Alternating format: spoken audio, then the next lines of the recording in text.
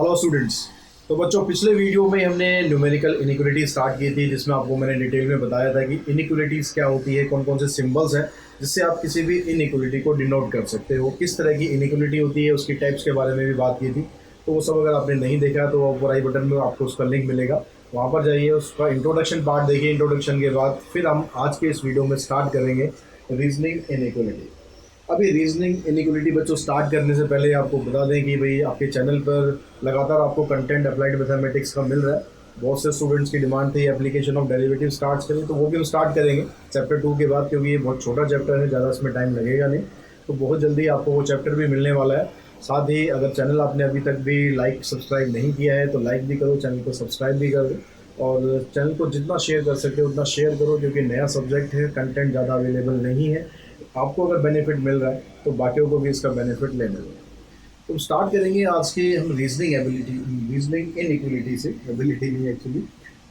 अभी ये जो टॉपिक है, ये टॉपिक बहुत इंपॉर्टेंट टॉपिक है। अगर मैं आपके कंपटीशन एग्ज़ाम के हिसाब से बात करूं, अगर हम बोर्ड को भी छोड़ दें, बोर्ड में तो ज़्यादा बहुत नंबर का तो आएगा नहीं, लेकिन ये टॉपिक ऐसा है जो आपके लगभग आप जितने भी एग्ज़ाम्स दोगे ना, लगभग सभी के अंदर रीजनिंग इनइक्वलिटी के क्वेश्चन आते हैं कि भाई ए बी से छोटा है, बी सी से छोटा है, सी डी से बड़ा है, डी ई के बराबर है, तो बताओ कौन सा छोटा है कौन सा बड़ा है। तो इस तरह के क्वेश्चन आपने कंपटीशन एग्जाम में अक्सर देखे होंगे। तो वही सिर्फ चीज़ समझने के लिए यहाँ पर हम रीजनिंग एबिलिटी कर रहे हैं। अब रीजनिंग एबिलिटी की अगर हम सॉरी रीजनिंग एबिलिटी बार बार आ रहा है, क्योंकि reasoning ability and mental ability के क्वेश्चन जो है ज़्यादा होते हैं कंपटीशन एग्जाम में। तो रीजनिंग इनइक्वालिटी में ये कहता है कि statement consisting of group of element with certain coded relationship. यहाँ पर क्या होगा, आपको एक कोडेड रिलेशनशिप दी जाएगी किन्हीं भी एलिमेंट्स के बीच में, और उसको डिनोट करने के लिए आप less than, greater than, equals to, not equals to, less than equals to, greater than equals to, इसमें से कोई भी सिंबल्स आप यूज़ कर सकते हैं। फिर उसके हिसाब से आप को एक कंक्लूजन पे पहुंचना पड़ेगा कि वो कंक्लूजन उस पूरी सिचुएशन के हिसाब से क्या कंक्लूजन उसका हो सकता है। कौन सी चीज़ बड़ी हो सकती है, कौन सी छोटी हो सकती है, कौन सी कोई कंक्लूजन ही निकलेगा। ऐसा भी हो सकता है कि आप निकालते रहें लेकिन कोई कंक्लूजन ही ना निकले। तो अब यहाँ पर जब इनिक्वालिटी आपको दी जाएगी क्वेश्चंस में, तो कई बार होगा डायरेक्ट इनिक्वालिटी दी जाए या फिर कोडेड इनिक्वालिटी दी जाए। अभी डायरेक्ट और कोडेड में फ़र्क है। डायरेक्ट में आपको सीधे सीधे सिंबल बताए जाएंगे, भाई ये छोटा है, बड़ा है, बराबर नहीं है, ठीक। लेकिन जो कोडेड इनिक्वालिटी है उसमें कुछ इस तरह के सिंबल्स यूज़ करोगे, जो स्पेशल कैरेक्टर्स होते हैं आपके मोबाइल्स में, स्पेशल कैरेक्टर्स होते हैं। तो उनको आप यूज़ कर दें, उनको यूज़ करने का आपको एक पर्टिकुलर वहाँ पर एक मतलब दिया जाएगा। जैसे भी हैश है, हैश को कह देंगे भाई ये ग्रेटर देन है, या परसेंटेज है, परसेंटेज को कह देंगे लेस देन। तो वो आपको बताया जाएगा कि ये चीज़ क्या है। आपको पहले उसको इन सिंबल्स में कन्वर्ट करना पड़ेगा, क्योंकि अगर आप ऐसे करेंगे तो बहुत बहुत कंफ्यूजन होने वाला है। तो अभी क्वेश्चंस भी करेंगे, आपको क्लियरली पता चल जाएगा। तो ऐसे सिंबल्स को आप पहले, जो सिंबल आपको वहाँ पर एक्सप्लेन किया गया है उसमें उसको कन्वर्ट करेंगे। कन्वर्ट करने के बाद फिर आप क्वेश्चंस को सॉल्व करेंगे, तो क्वेश्चन आप इजीली कर पाएंगे। अब जब भी हम कंपैरिजन करते हैं, कई बार बड़ा कन्फ्यूज़न होता है। कन्फ्यूज़न क्या होता है, भाई ये उसने दे दिया कि राम श्याम से छोटा है, श्याम घनश्याम के बराबर है, घनश्याम की जो एज है वो राम से 2 गुनी ज़्यादा है, ये वो फलाना ढिमना, कई सारी चीज़ें मिक्स कर दी जाती हैं। और उन सारी चीज़ों को समझ के हमें एक कंक्लूज़न निकालना होता है। वो कंक्लूज़न निकालना कई बार बड़ा टफ हो जाता है। उस कंक्लूज़न को समझने के लिए कुछ हमारे पास सिचुएशंस होती हैं, उसको आप यहाँ से समझ लेंगे एक बार, तो थोड़ा थोड़ा आपको आइडिया हो जाएगा। ऐसा नहीं कि भाई ये सिंबल आपने पढ़ लिए तो टॉपिक आपका खत्म, नहीं, ऐसा बिल्कुल नहीं है। हाँ, इन सिंबल्स को समझने से आपको आसानी हो जाएगी कि आप किस कंक्लूजन पर पहुंच सकते हैं। अगर आपके पास ये कंक्लूजन दे रखे हैं, इसमें यहाँ पर क्या कह रहा है कि A is greater than B, greater than C. A B से बड़ा है और बी सी से बड़ा है। तो यहाँ से अगर आप कंक्लूजन निकालें किस किस के बीच में, ए के बीच में और सी के बीच में, इन दोनों के बीच में कंक्लूजन निकालें, तो हम निकाल सकते हैं कि भाई ए सी से बड़ा होगा, क्योंकि ए बी से बड़ा है और बी सी से बड़ा है। तो यहाँ पर जब डायरेक्ट ऐसे रिलेशन आपको बन रखा हो, तो आप ये कह सकते हो कि ए सी से बड़ा है। अगर यहाँ पर ऐसा हो कि A greater than B, greater than equals to C, A B से बड़ा है और बी सी के बराबर हो सकता है या सी से बड़ा हो सकता है। तो ए तो बी से बड़ा ही रहेगा, ए बी से बड़ा रहेगा तो वो नेचुरल है कि वो सी से भी बड़ा हो जाएगा। यहाँ पर कह रहा है A greater than equals to B greater than C. A की जो वैल्यू है वो बी से बड़ी है या बराबर है, और बी सी से बड़ा है। तो ऐसे केस में भी आप देखोगे कि जो ए होगा वो सी से बड़ा ही आएगा। A equals to B greater than C, A की वैल्यू बी के बराबर है और बी सी से बड़ा है, तो वहाँ पर भी आप कंक्लूजन निकालेंगे तो ए सी से बड़ा ही होगा। A greater than B equals to C, B और सी दोनों आपस में इक्वल है और ए जो है वो बी से बड़ा है, ए अगर बी से बड़ा है तो ए सी से भी बड़ा होगा। तो ये सारी सिचुएशन अगर होती हैं तो आप कंक्लूजन एक दे सकते हो कि भाई ए की जो वैल्यू है वो सी से हमेशा बड़ी होगी ही होगी। अगर इन्हीं सिंबल्स को आप रिवर्स कर दो, उल्टा कर दो, ग्रेटर की जगह आप यहाँ लेस में कन्वर्ट कर दो, तो आपके पास कंक्लूजन आएगा कि ए इज लेस देन सी।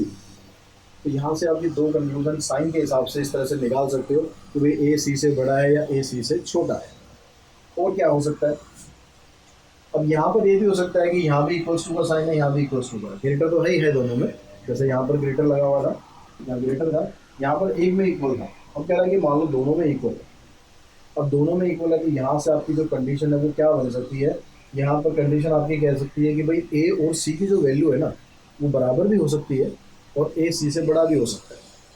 क्योंकि अगर हम यहाँ पर ग्रेटर वाला साइन को कंसीडर करें तो ए की वैल्यू सी से बड़ी होगी, और इक्वल टू के साइन को कंसीडर करें तो ए की वैल्यू सी के बराबर भी हो सकती है।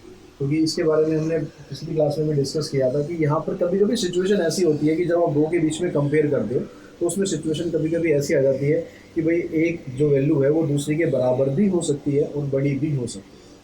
तो यहाँ पर भी वही सिचुएशन आ रही है। तो यहाँ से अगर आप कंक्लूजन निकालोगे तो ए की जो वैल्यू है वो ग्रेटर दैन इक्वल्स टू सी हो सकती है, यानी ए की वैल्यू सी से बड़ी भी हो सकती है, या फिर किसी किसी केस में ए की वैल्यू सी के बराबर भी हो सकती है।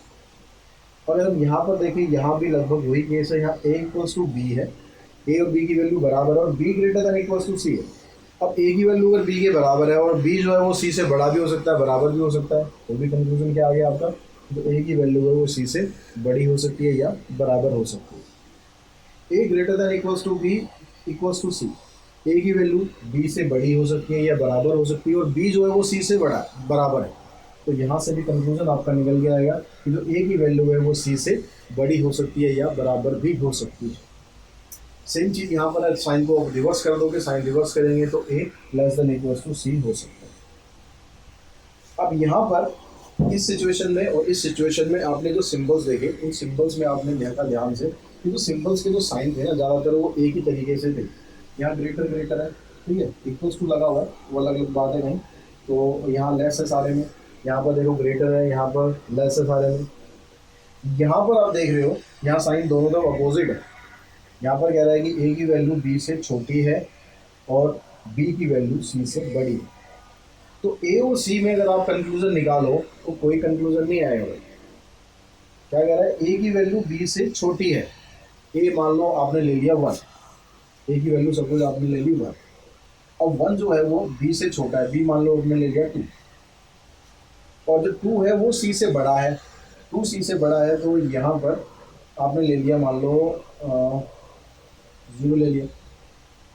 तो अब इसके बीच में और इसके बीच में क्या हमेशा ऐसा होगा कि 1 की जो वैल्यू है वो 0 से छोटी होगी?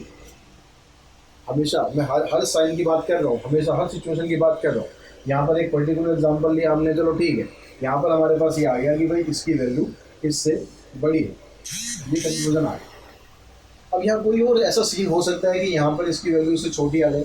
मान लो मैं कह दूँ कि भाई यहाँ पर है 7, 7 जो है वो 2 से 10 से छोटा है और 10 जो है वो 8 से बड़ा है। अब यहाँ पर आप देखो 7 और 8 में अगर आप कंपेयर करोगे तो 7 तो 8 से छोटा हो गया ना। तो यहाँ पर क्या हो रहा है, यहाँ पर जो पहली वाली टर्म है दूसरी वाली टर्म से बड़ी आ रही है और यहाँ पर जो पहली वाली टर्म है वो दूसरी वाली टर्म से छोटी आ रही है। तो यहाँ पर कोई आप कंक्लूजन नहीं निकाल सकते इस सिचुएशन में, किसी में भी ए और सी के बीच में आप एग्जैक्ट नहीं कह सकते कि भाई ए बड़ा होगा या सी बड़ा होगा। वहाँ पर हो सकता है ए भी बड़ा हो किसी किसी केस में, जैसे हमने यहाँ पर देखा, और ये हो सकता है कि वहाँ पर सी भी बड़ा हो जैसे हमने यहाँ पर देखा। तो यहाँ पर जो ओवरऑल आप देखेंगे तो आप कोई भी कंक्लूजन फाइंड नहीं कर सकते। तो बच्चों एक्सरसाइज के कुछ क्वेश्चंस हैं, ज़्यादा क्वेश्चन है नहीं, फटाफट इन क्वेश्चंस को सॉल्व कर लेते हैं, साथ साथ आप समझ भी जाएंगे कि किस तरीके से आपको इनके कंक्लूजन्स देखने हैं। तो पहली जो स्टेटमेंट है उसमें आप देखो, स्टेटमेंट में C is equals to B greater than equals to A less than equals to D equals to E, ये स्टेटमेंट आपको दी है। और स्टेटमेंट से आपको ये बताना है कि क्या ये कंक्लूजन या इस कंक्लूजन तक आप पहुंच सकते हैं या नहीं पहुंच सकते। अब पहले कंक्लूजन पे देखो, यहाँ कहता है C इक्वल्स टू एक्स। अब C तो आपको स्टेटमेंट में दिया है लेकिन x तो यहाँ हवा में, x तो कहीं है ही नहीं। तो जब x यहाँ पर स्टेटमेंट में है ही नहीं तो हम x के साथ c का कोई रिलेशनशिप वेरीफाई कर ही नहीं सकते। तो यहाँ पर there is no statement in x, there is no x in statement, therefore conclusion 1 is not. तो कंक्लूजन 1 तो आपका ट्रू होगा ही नहीं क्योंकि आप उसमें कंपेयर ही नहीं कर सकते। अब हम कंक्लूजन अगर 2 की बात करें तो यह कहता है कि C लेस देन D, यानी C और D में आपको कंपेयर करना है। अब C और D में देखो, कंपेयर करके देखो, यहाँ पर ये कहता है कि जो C और B दोनों आपस में बराबर है, तो मैं इस C को यहाँ पर इस B की जगह डाल दूँ, इसको मैं स्टेटमेंट को ऐसे लिखूँ, B greater than equals to A less than equals to, अब D और E भी दोनों आपस में बराबर हैं तो D की जगह मैं यहाँ पर E डाल देता हूँ। अब यहाँ पर आप देखो, यहाँ पर B की जगह आप C डालो।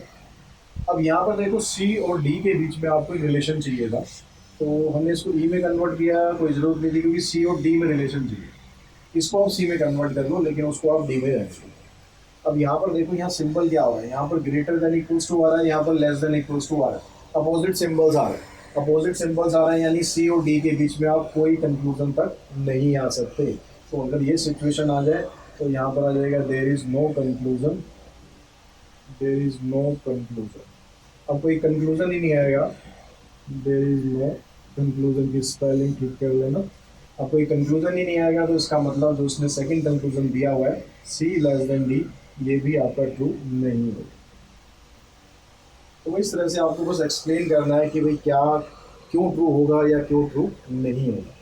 सेकंड स्टेटमेंट देखते हैं, यहाँ पर कहता है कि P ग्रेटर देन Q, एक स्टेटमेंट ये हो गई, P less than equals to R less than S and S greater than P। अब आपको यहाँ पर कंक्लूजन देखना है कि इसका P और R के बीच में आपको देखना। अब हमारे पास ये रिलेशन एक दिया हुआ है, इसको अगर मैं ऐसे लिख दूँ कि P लेस देन S, बात एक ये, वहाँ लिखा है S ग्रेटर देन P, मैं लिख रहा हूँ उसको P लेस देन S, मेरे को यहाँ P पहले चाहिए, मैंने पहले रख लिया, ठीक है। S और R के बीच में क्या रिलेशन है कि जो R है वो S से छोटा है, यानी S के साथ अगर मैं कंपेरिजन करूँगा तो इस तरीके से लिखा जाएगा, S जो है वो बड़ा है, ये साइन देखो यहाँ पर, साइन इधर खुला हुआ है, इधर खुला हुआ है ना, तो S बड़ा है R छोटा है। तो इस रिलेशन को आप ऐसे भी लिख सकते हो। अब ऐसे लिख रहे हो तो यहाँ पर फिर देखो साइन यहाँ पर लेस का आ रहा है, यहाँ ग्रेटर का आ रहा है, यानी नो कंक्लूजन। नो कंक्लूजन यानी कंक्लूजन की स्पेलिंग गड़बड़ हो जाती है, नो कंक्लूजन मतलब जो फर्स्ट कंक्लूजन है वो भी आपका ट्रू नहीं है। सेकंड कंक्लूजन पे चलते हैं, P greater than S।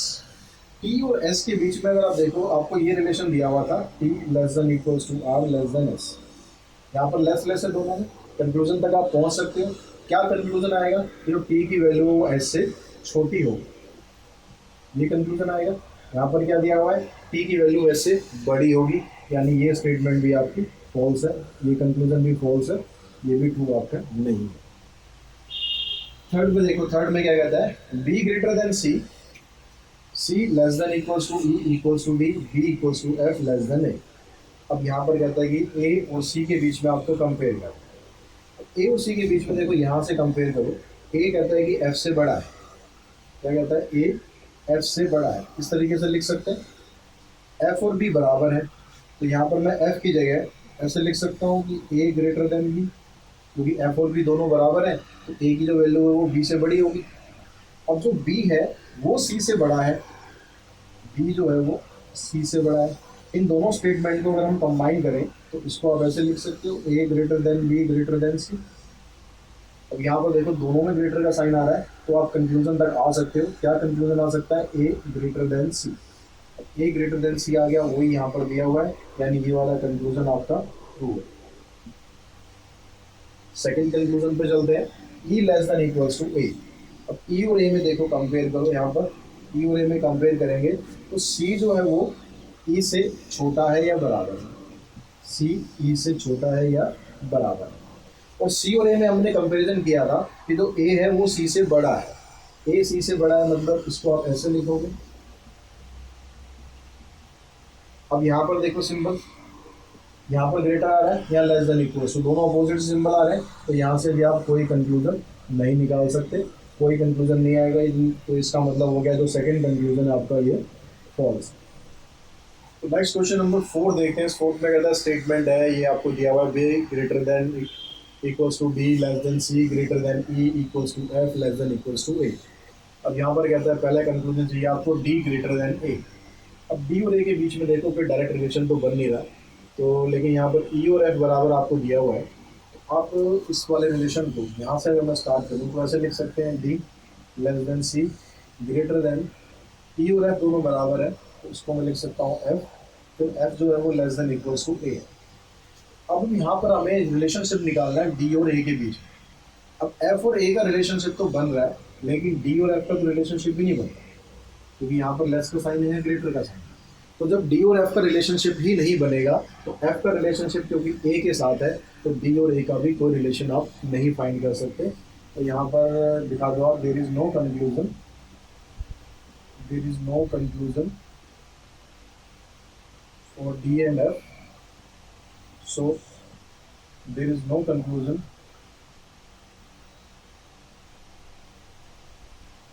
For D and A. तो यानी ये जो कंक्लूजन आपका ये भी हो गया आपका फॉल्स। सी ग्रेटर देन एफ, यहाँ पर देखते हैं सी ग्रेटर देन एफ, यानी अगर हम यहाँ से स्टार्ट करें देखो सी इज ग्रेटर देन है ई। ई किसके बराबर है? एफ के बराबर है, तो ई की जगह मैं एफ लिख सकता हूँ। कंक्लूजन आ गया आपको, सी ई से बड़ा था और ई एफ के बराबर है, तो इसका मतलब सी और एफ दोनों आपस में दोनों में कंपेयर करेंगे तो सी की वैल्यू एफ से बड़ी आएगी, यानी ये कंक्लूजन आपका ट्रू।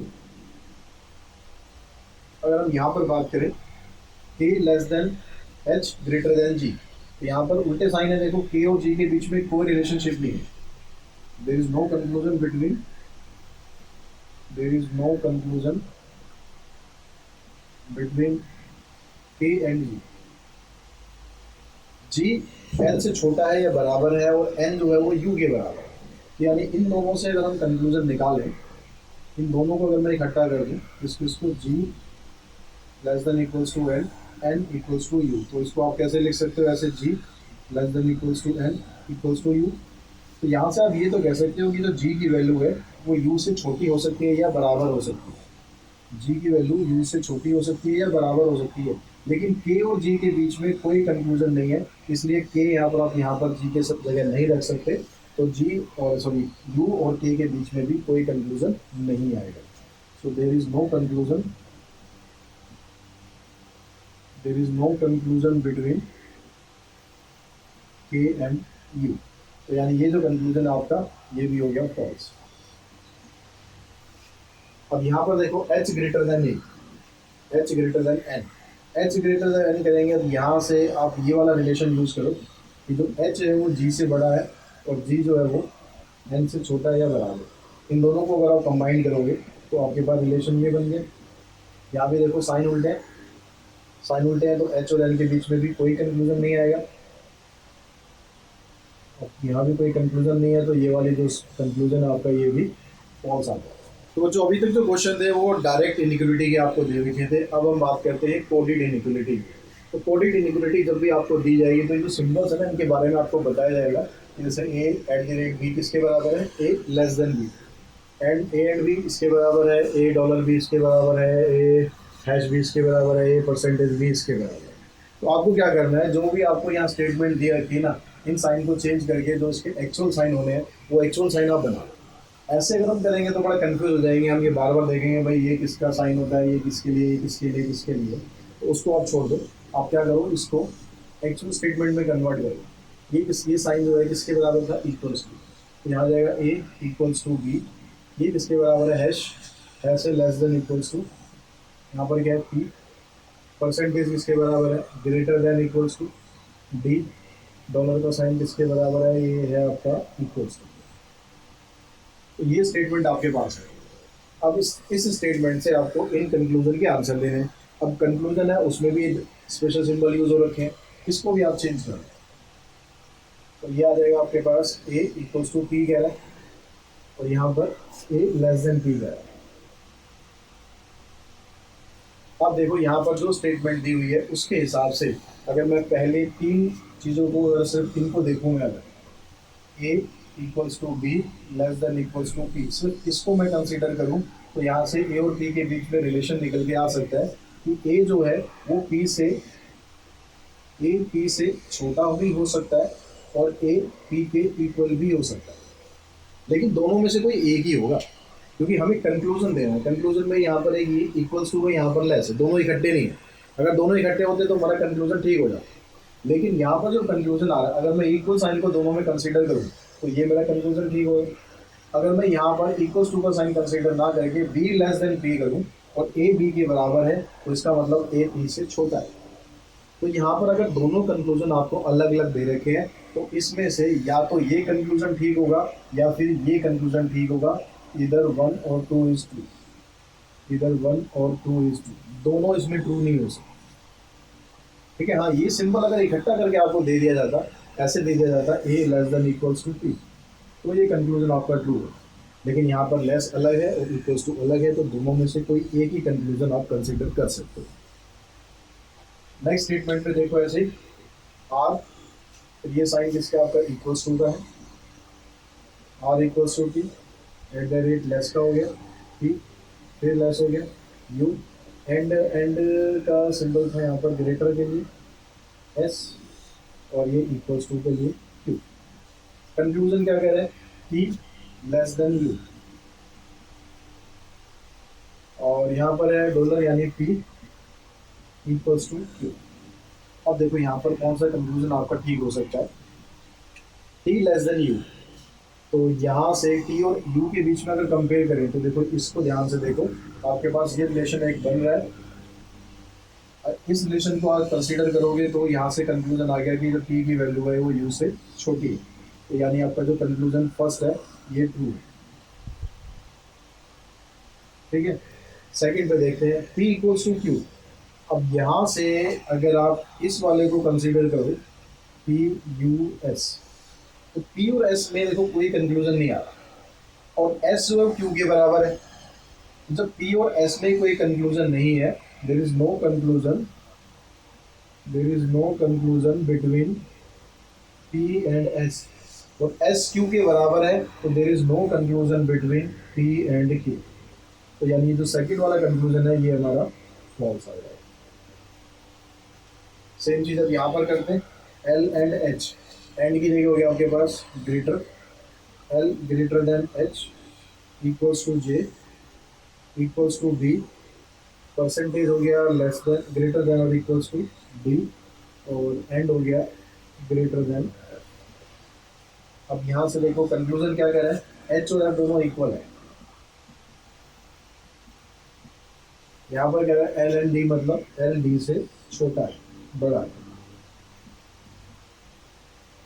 अब यहाँ पर देखो क्या आपके पास कंक्लूजन आता है कि H और F के बीच में आप कंक्लूजन निकाल सकते हो। यहाँ पर देखो H इधर है, F इधर है, तो H J के बराबर है और J B के बराबर है।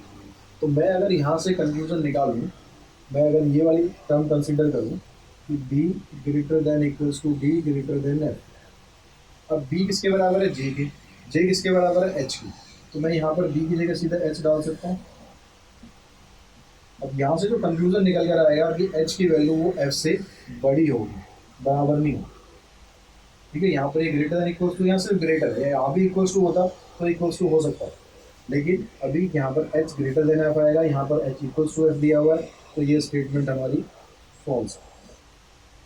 अब यहाँ देखते हैं L greater than D, L greater than D, L H से बड़ा है, H J के बराबर है, J B के बराबर है, और B जो है वो D से बड़ा है। तो यहाँ से इन दोनों के बीच में अगर कंक्लूजन निकालेंगे, L greater than H, H की जगह मैं J रख सकता हूँ, J B के बराबर है, उसकी जगह मैं B रख सकता हूँ,